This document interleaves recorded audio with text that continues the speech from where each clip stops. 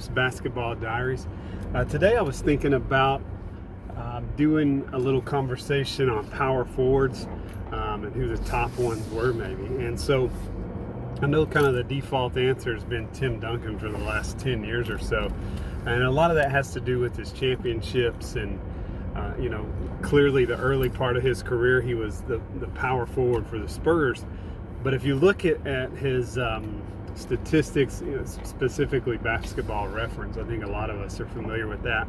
The Basketball Reference shows him listed as a center for pretty much the last half of his career, maybe more than the last half of his career. Was he a power forward? Yes, at certain points, and probably his prime, he was a power forward. But throughout his career, the majority of it, or at least half of it, he was a center. And so, again, granted, the first part of his career with David Robinson on the squad, there was no question Admiral was going to be the center, right? So, but Duncan was the power forward. Great years, had a great run.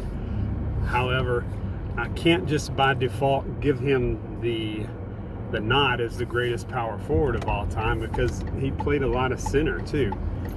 So I like to kind of the two other default kind of definite greatest of all time. A lot of people at first, it was actually the prototypical power forward back in the day was a guy named Elvin Hayes, and he was a spectacular player. By the time he retired, he was, I want to say, third or fourth all-time leading scorer. I mean, he was just a great player. If you ever have a chance, look him up. But there's a couple other players like Kevin Garnett. He played some center there in the middle parts of his career. He even started out as a small forward. But I would say he's definitely a power forward, and he's in that conversation. The biggest knocks on Kevin Garnett for me is that he tried to be too much of a complete player a lot of times.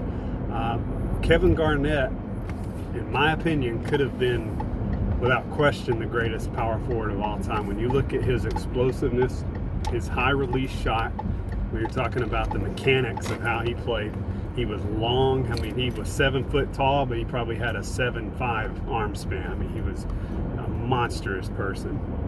And he was stronger than he looked. He was a little light, but he was strong, like he was a powerful player. To me, though, and the reason he didn't have success in Minnesota is that he tried to be too much of a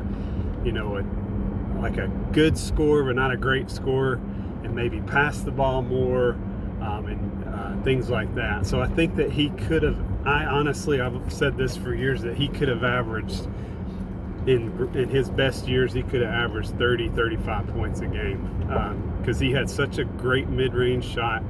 No one could block it, and he just, for some reason, didn't take enough shots, and I don't know what that was about. But he did have some assists.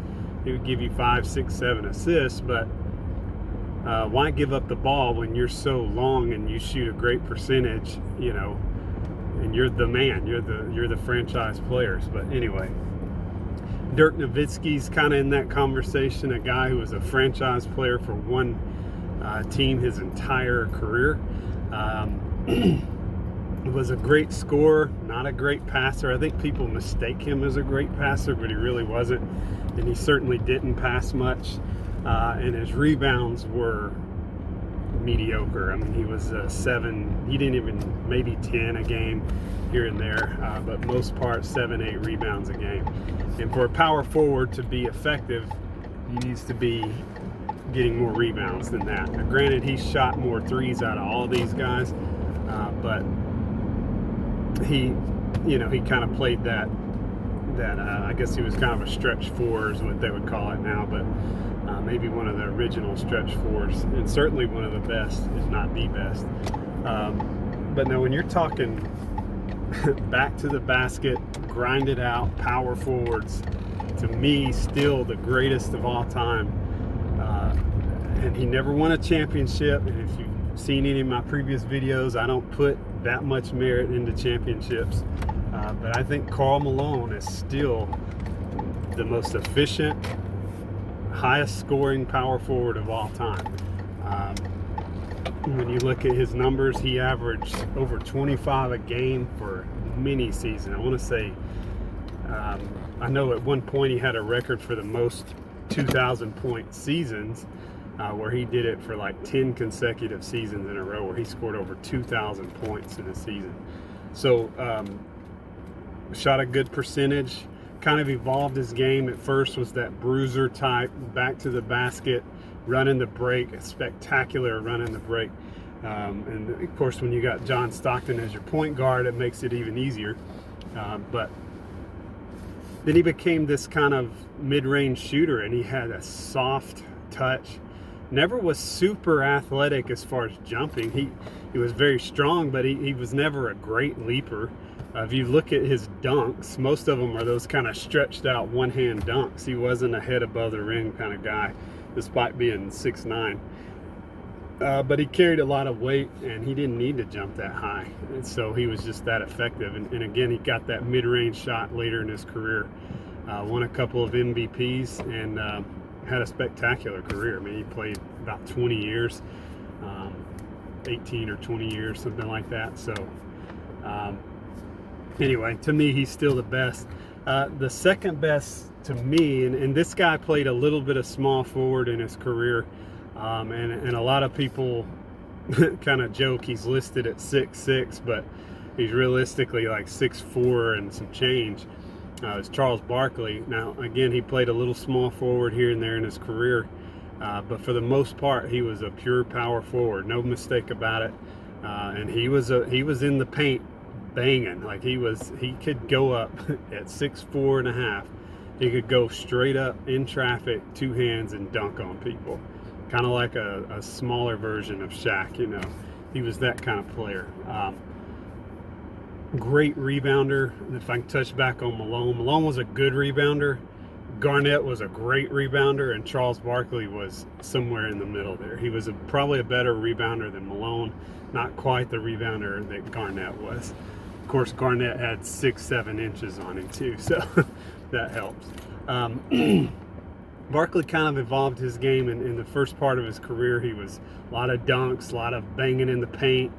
And then he kind of slowly evolved back and started shooting more threes. And the last 3 or 4 seasons that he played in, he probably shouldn't have even been out there, to be honest with you. It really kind of hurt his legacy a little bit.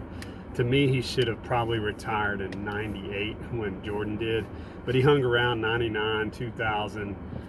So maybe even '97 he could have retired. I don't know. He just hung around a little too long, and it hurt his statistics. It hurt his legacy a little bit too.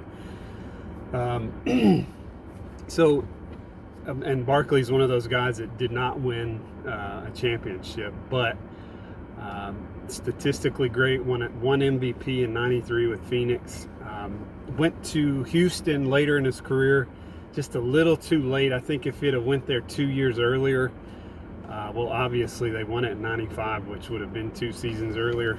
They would have they would have cleaned the floor up with that kind of squad. You're talking Drexler, prime Olajuwon, still good Barkley, and then the role players, Robert Horry and those guys, Kenny Smith. They probably would have won if they put it together. That's the key. Could they have put it together? They could have won over 70 games that season. So, you know, looking at, again, Elvin Hayes, the first really great power forward. Well, not the first. Bob Pettit would have been the first, and he was spectacular. If I can touch on him just for a second. He was a guy that could put the ball on the floor, 2 or 3 dribbles, right? He could drive to the basket. He was a 26, 27 point per game player.